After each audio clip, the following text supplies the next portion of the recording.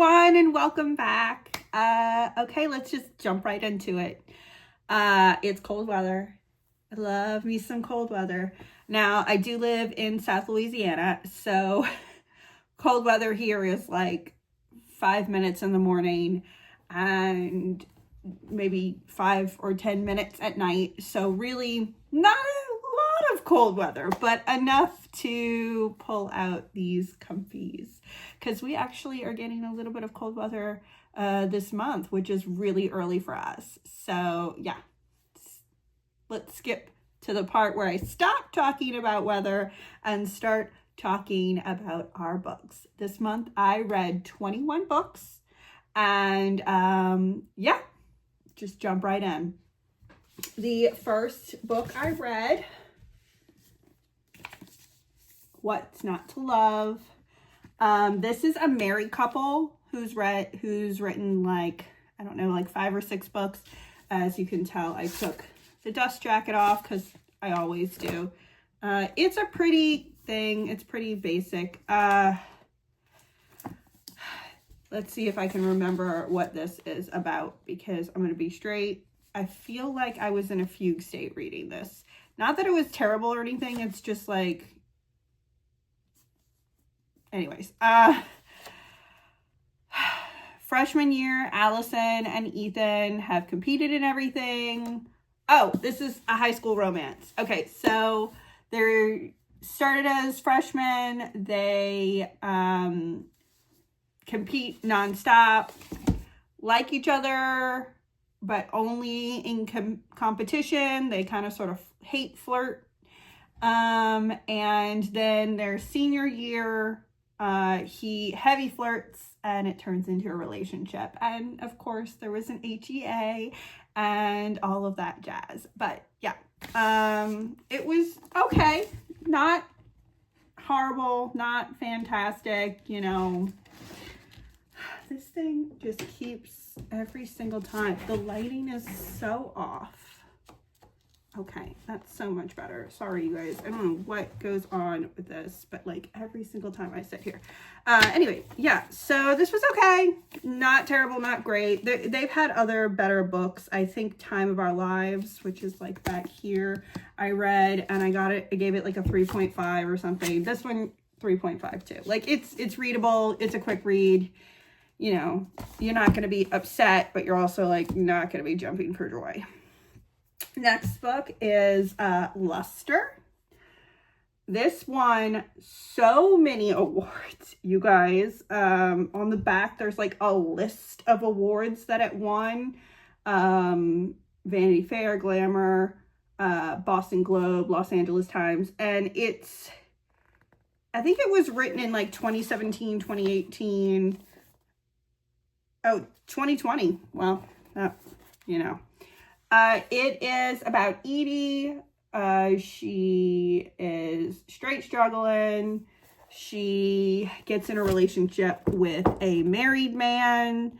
I do not condone cheating, but apparently it's an open relationship, which is very much questioned in the book.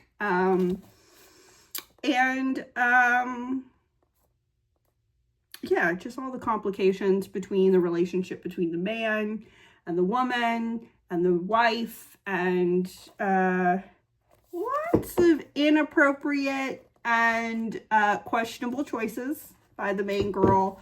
But it took me a very long time to get into this, because I think I needed to take my hat of judgment off. It was beautifully written. It's very, very well written. Once cheating's involved in any form, or like a misunderstanding and you're making such terrible decisions. I get you're in your 20s. Okay, make the terrible decisions. If you're going to make them in your 20s, when you're fresh into adulthood. But yeah, I don't know. I liked it and didn't like it. It entirely depended on what, you know, but Raven Leilani, I will be reading more of your books. Apparently you have others that are much better, and I'm very excited. But this one was not great for me. I will give it a 3. took me forever to get through it, even though it's so small. I just kind of like, you know what I mean? Okay, so next book, Loathe at First Sight by Suzanne Park. I have read so many more of Suzanne Park's books, and every single one is genuinely better than the last. Like, I don't hate this book at all, and I really enjoyed the wit, and I read it super fast. Basically, Melody Jo, she got her dream job as a video game producer, and then Nolan McKenzie is the hot guy who got hired because his uncle is the boss, kind of thing. And so you find out that, you know, they're friendly and they're flirty and they're competing, and there's a bunch of ingrained misogyny that really bothers me. But I mean, it's the truth of the matter and what really happens. The project that she's about to launch, she faces a bunch of different scandal, and it's just really good. There's so much that goes on in this book. It's with people, women in the workforce video game production, which I really love that. I really enjoyed this book. I'm going to give it a 4. I think I gave it a 4, but right now I'm definitely giving it a 4. Yeah, that was good. Okay, so the next book that I read was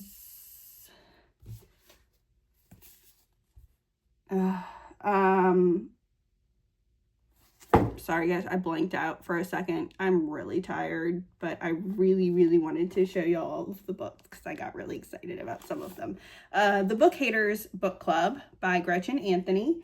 I'm just going to read the back of it because I'm going to be straight with you. This was the first book I read in the whole in the month, and I can't tell you if I remember all of it. But anyway, so beloved co-owner of Over the Rainbow Bookshelf believed that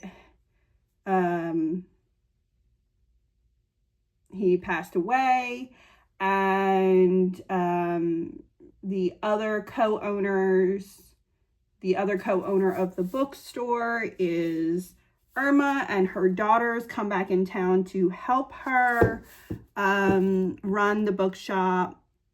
And Irma decides she wants to sell. The daughters don't want to sell, and chaos ensues. It was good. It wasn't great. It was good. 4, you know.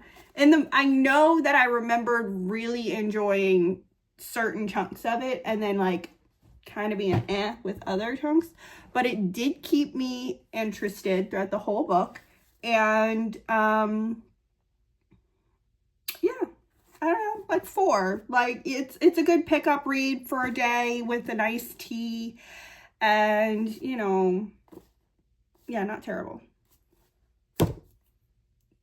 Okay, so the next one is Persepolis.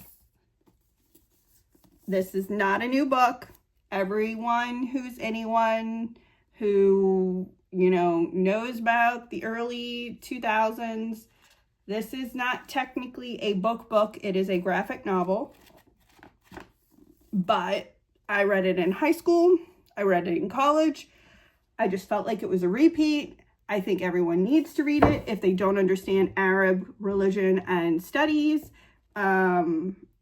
Especially if you're still thinking all Iranians are bad people. You guys, newsflash, they're not.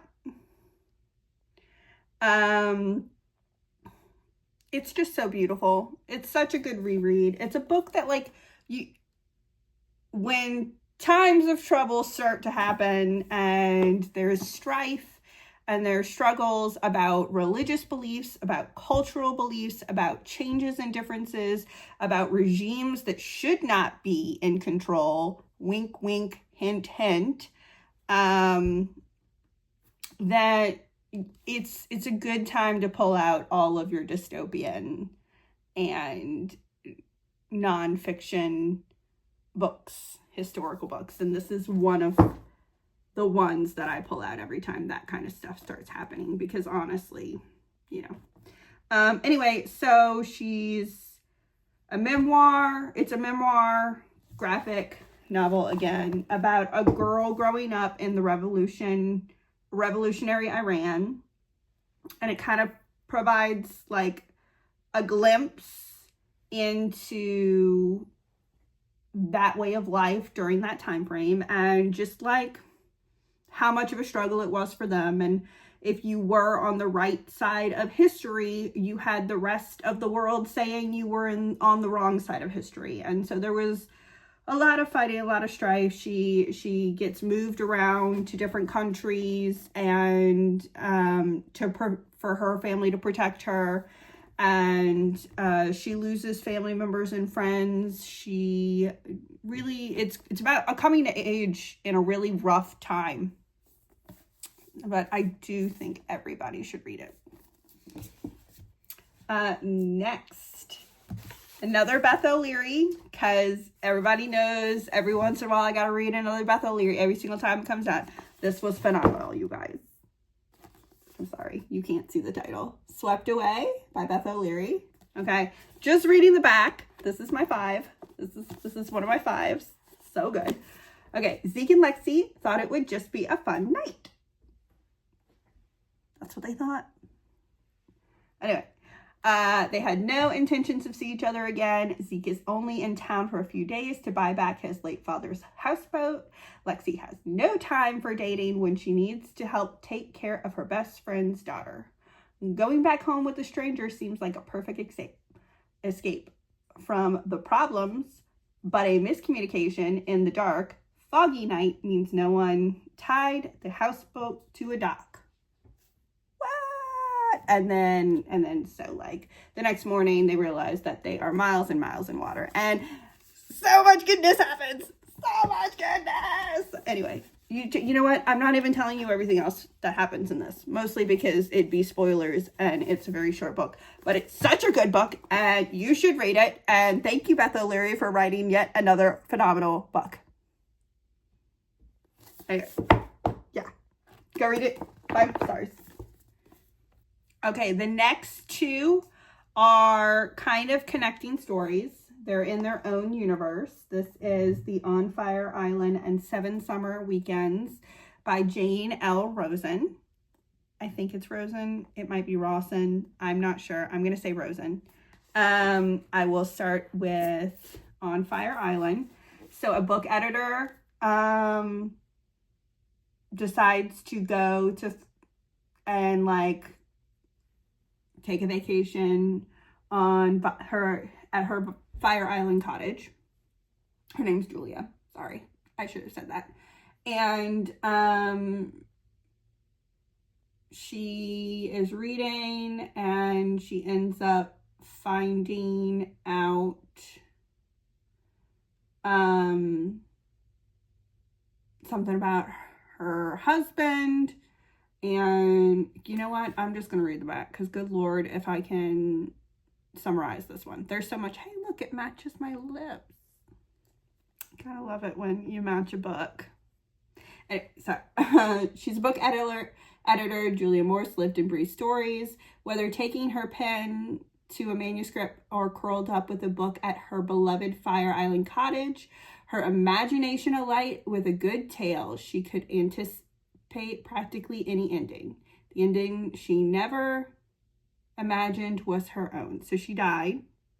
And sorry you guys, it's at the very beginning of the book, so it's not that big of a surprise. And it's also the back of the book tells you that she dies. So don't come for me and the comments like I'm crazy. All right, I'm not.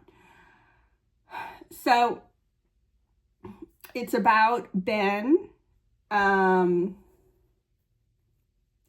Julia and this last summer with the ones she loved most. So this is about their relationship on Fire Island and the people on Fire Island that love and comfort and are become, you know, your found family when it's the end of life. and all of the mysteries that unfold when you are nearing your end of life. Now, this was a 4 out of 5. Very good, also very sad. Please don't expect too many good, happy endings on that one. Like, it's a very closure ending. Like, you're like, okay, yeah, I get it. That's fine. But also it's like, because you know what's gonna happen, and it's really, really sad. But anyway, this was 4 out of 5, but then we have to fast forward to the next in the series. Also, these are beautiful books. Like, I love purple, so I kind of like this one more than this one. But anyway, this one is about Addie. She ends up getting an inheritance from her aunt, and it is also set on Fire Island, and that is part of the connecting of these two books. And then multiple characters from this book on Fire Island connect in this book, and there's 2 separate romances with, you know, a dichotomic connection. But it is very, very beautifully written. Both of them are wonderful. Both of them are 4 out of 5 stars. And if you had to choose the 2, I would personally choose this one, but this one is just as good. I mean, Jane Rosen, you do great work. Anyways. And the last book that I read this month is a biggin. And it is nonfiction, along with Persepolis. But this one is incredibly intuitive, very intelligent writing, very informative. There's so much information in this book. I mean, I highlighted the shit out of this book. I don't know, you can see. Oh, you can't see any of the highlights. Well, there's some of them. This is called Cosmic Health by Jennifer Riccioppi.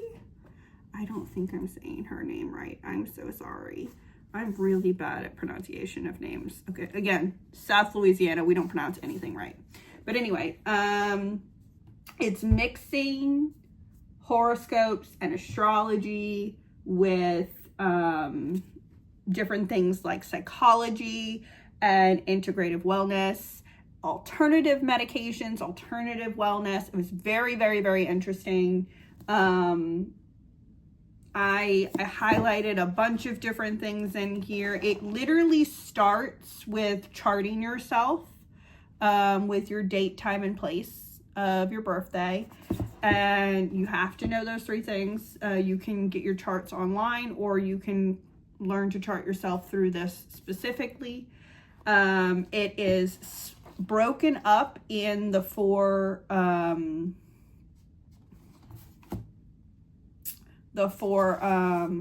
elements. Fire, which would be the first part, and that's understanding the cosmic health and how it relates to you and what it is.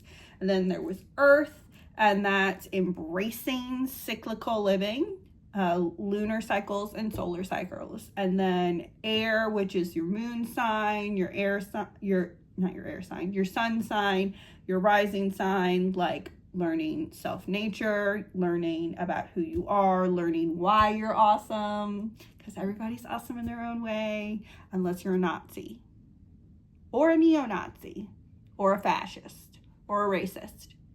You know, if you're any of the things I just named, other than being awesome, you're a shithead and you shouldn't be watching my videos. Anyway, back. Sorry, I got a little political there, but life is political. Anyway.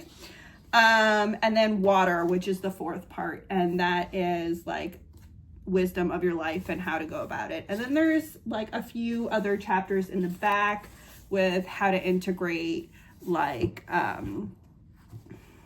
birth, death, reconciling with loss, sleeping and dreaming, journaling, creating during chaos, physical and mental health, feminine versus masculine. It's all sorts of stuff, and it's super interesting. It's really, really good. This is a 5-star. This will be staying on my nonfiction bookshelf forever, and I will be rereading it when needed. It was so good. But anyways, other than my few outbursts, I hope you enjoyed this video. Here's all the physical books I read this month. And I hope you found 1 or 2 that you are looking forward to reading. And if you're gonna purchase a book, try not to do big corporations. I know we like Barnes & Noble, and if you're in an area that's all there is, I totally get it. But try, if you can, to do local. And if you can't do local, do library. And if you can't do library or local, do secondhand bookstores online. You can find thriftbooks.com is a good one. There is a used bookstore online that will do, what is it called? Like book outlet resale, which is really, really good. Just try to avoid Amazon. I know it's great for like quick purchase and everything, and like all of those inexpensive things, but like really, you guys, we don't need to be giving any more money to big corporations, let alone we do not need to give money to Amazon. Definitely not. But anyways, I've had multiple rants during this video, and I'm so sorry, but you know, what radicalized you? Books radicalized me. I hope to see you next month, and please like and subscribe and comment on any other places that might have good online or local bookstores, or any other ideas similar to that where you can get something that supports smaller organizations and smaller companies like mom and pops instead of larger ones like Amazon. You have a wonderful day, and I will see you soon for the next wrap up of reading. Bye.